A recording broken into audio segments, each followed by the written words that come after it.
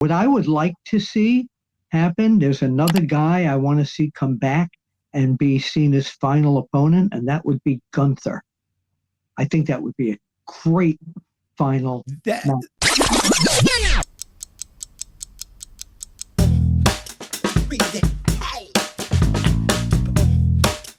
right, let's talk about Crown Jewel, Perth. Yeah. Predictions for some of the matches that are going to be taking place. And the first match on the list is Stephanie Bakir versus champion Tiffany Stratton. Bill, your thoughts? Oh, I think Stephanie Bakir is going to be going to beat her. I really do. Right now, Stephanie Bakir is the top shelf female athlete in WWE.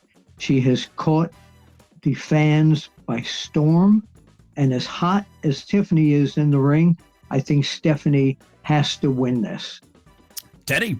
I'm going to go with Tiffany. I think Tiffany is going to retain her title, and but I think it's going to be a hell of a match. Now, don't get me wrong, but I have to go with Tiffany.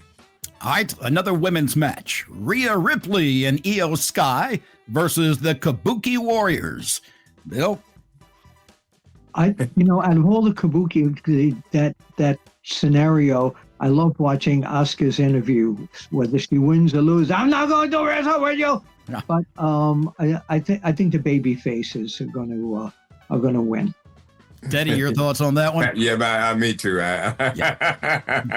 You're not going to beat me. I love doing the imitation of Asuka. Asuka, to me, out of the entire group, really, she does well. I kind of like, she reminds me of how they did Shinsuke Nakamura, where they would throw the subtitles on the screen. I like that. I let her talk her own language, put the subtitles up there so I can let her be her, because it comes out so much better. And actually, she comes across a lot more of a fiend in that way to me. While you're talking about this, bring Shinsuke Nakamura back in his original character and theme.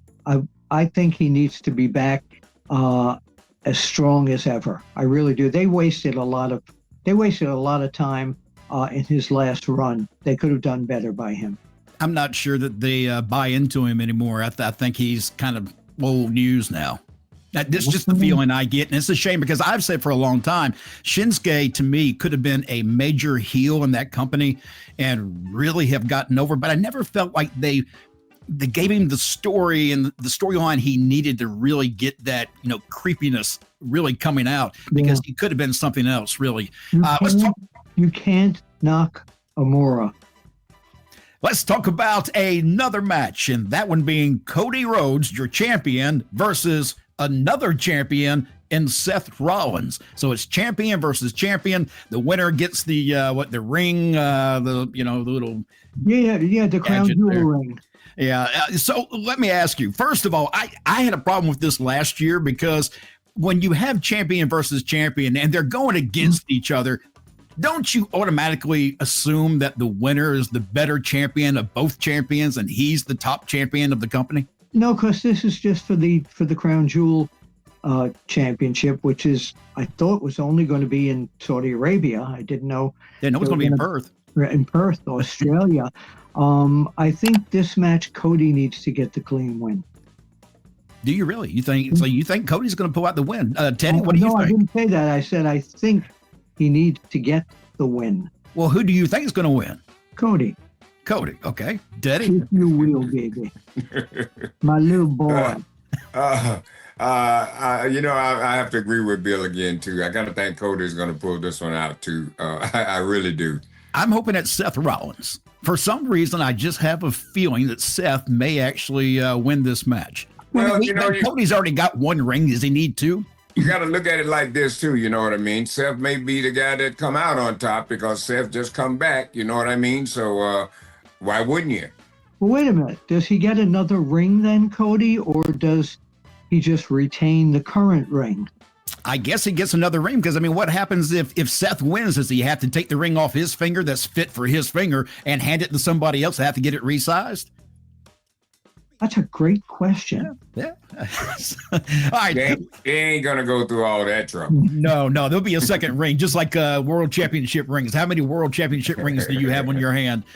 So, all right, let's talk about the big match. And that's going to be John Cena versus AJ Styles. And basically, the fans called for this match, Bill.